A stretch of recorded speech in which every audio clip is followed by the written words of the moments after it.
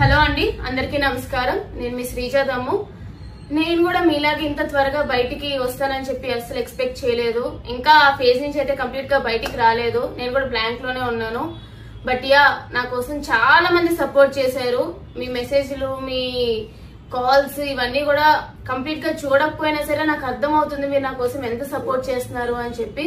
So మీకోసం నేనైతే బయటికి రావాలి, మీకంటూ ఒక థ్యాంక్ యూ చెప్పాలి అని చెప్పి ఈ రోజు ఇలా వస్తున్నాను అనమాట.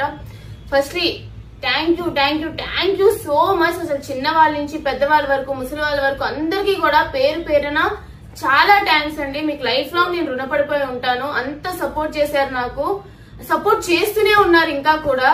So thank you so much. అవును, నా వల్ల కొన్ని మిస్టేక్స్ జరిగినాయి, బట్ అవన్నీ కూడా మార్చుకుని నా గేమ్ స్టార్ట్ చేసి మంచిగా పేరు తెచ్చుకున్న టైంలో ఇలా బయటకు వచ్చేసాను అనే బాధ అయితే ఇంకా ఉండిపోయింది అనమాట.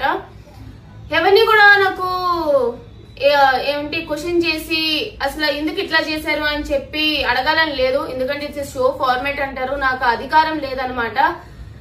బట్ లైఫ్ గోస్ ఆన్ అని అనుకుంటున్నాను. It's tough, but I hope I come out strong అని అనుకుంటున్నా.